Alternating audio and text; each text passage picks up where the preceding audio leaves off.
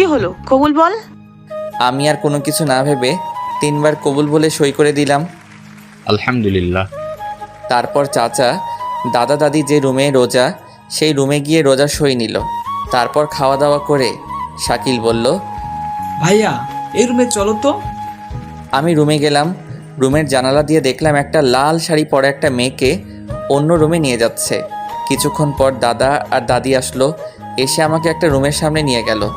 রুমের ভিতর ঢুকিয়ে দরজাটা বাইরে থেকে বন্ধ করে দিয়ে হাসতে হাসতে চলে গেল দাদা দাদি। আমি রুমটা দেখে অবাক হলাম, এত সুন্দর করে রুমটা সাজানো হয়েছে।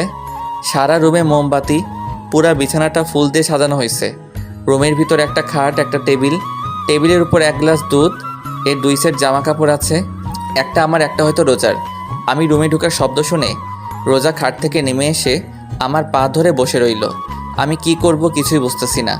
আমি ওর 2 ডানা ধরে রোজাকে দাঁড় করালাম আমার সামনে। ইয়া বড় ঘোমটা দেওয়া। রোজা আমার হাত ধরে টেবিলের কাছে নিয়ে গেল, নিয়ে দুধের গ্লাসটা আমার হাতে দিল। আমি গ্লাসটা হাতে নিয়ে বললাম, আমার কিছু কথা আছে। রোজা বলল, শুনবো, সব কথা শুনবো, আগে দুধটা খান, অর্ধেক খান কিন্তু।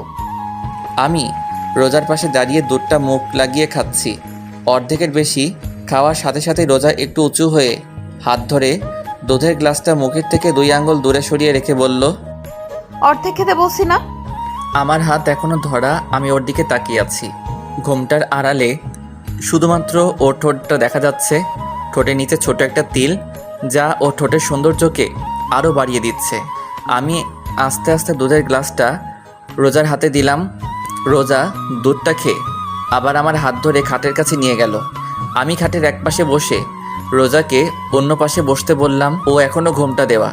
চুপচাপ 2 জন বসে আছি। নীরবতা ভেঙে আমি বললাম, কি থেকে কি হয়ে গেল, তাই না? কিন্তু আল্লাহ যা করে ভালোর জন্যই করে। আপনাকে কিছু কথা বলার ছিল। বলেন। আমি একজনকে ভালোবাসি। 4 বছরের সম্পর্ক আমাদের। আমার বাবা মা জানে। ওর পরীক্ষা চলতেছে, পরীক্ষা শেষ হলে আমাদের বিয়েটা হওয়ার কথা ছিল, কিন্তু আপনার সাথে বিয়েটা হয়ে গেল। আপনি তো না বলতে পারতেন। কিন্তু এই কারণে আপনাকে আমার বিয়ে করা লাগছে। আমি কিছুদিন পর আপনাকে ডিভোর্স দিয়ে দিব। রোজা একটু হেসে বলল, বিয়েটা হতে পারলো না, এরই মধ্যে ডিভোর্স? আমি কিছুক্ষণ চুপ থেকে বললাম, আপনি চিন্তা করবেন না, আমি আপনার থাকা খাওয়ার একটা ব্যবস্থা করে দিব। আপনি আমাকে একবার দেখেন তো। দেখে কি হবে? থাক, দেখা লাগবে না। আপনার আর কিছু বলার থাকলে বলতে পারেন। বলার মতো কথা অনেক আছে, কিন্তু অধিকার নাই। কথা বলতে কোনো অধিকার লাগে না। একটা কথা বলবো, রাখবেন? এই কথাটাই অধিকার আছে। রাখবেন কিনা বলেন। বলেন। আপনি আমাকে নাম ধরে ডাকবেন আর তুমি করে বলবেন। শুধু এইটুকু? হুম। আচ্ছা, এবার আপনি ঘুমান। আবার আপনি? সরি, এবার তুমি ঘুমাও। আপনি কি করবেন? মুস্কানের সাথে একটু কথা বলল। এই মুস্কানকে? আরে বললাম না, আমার প্রেমিকার কথা। ওর নাম মুস্কান।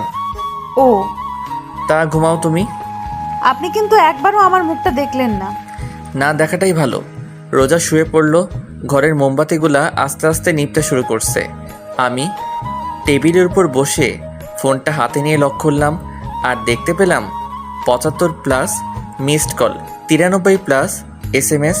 তাই রিয়াকে ফোন দিলাম। সাথে সাথে ফোন ধরে বলল, তুমি ঠিক আছো তো? ঠিক আছি। কেন, কি হয়েছে?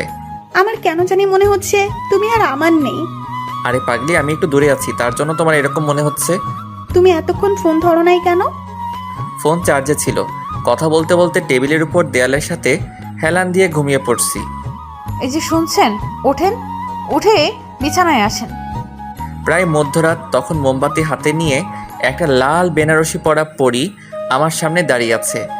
টানা টানা চোখ, লম্বা নাক, আকর্ষণ করার মতো ঠোঁট, সাথে ঠোঁটের নিচের তিলটা।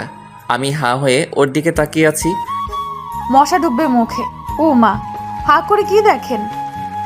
আমি একটু লজ্জা পেয়ে বললাম, কই কিছু না তো। রোজা হাসতে হাসতে বলল, খাটে এসে ঘুমান। আবার আমি বলছি না তুমি করে বলতে? একদম আমার মুখের কাছে মুখ নিয়ে কথাটা বলল রোজা। মানে তোমার সাথে এক বিছানায় ঘুমাবো। তো কোথায়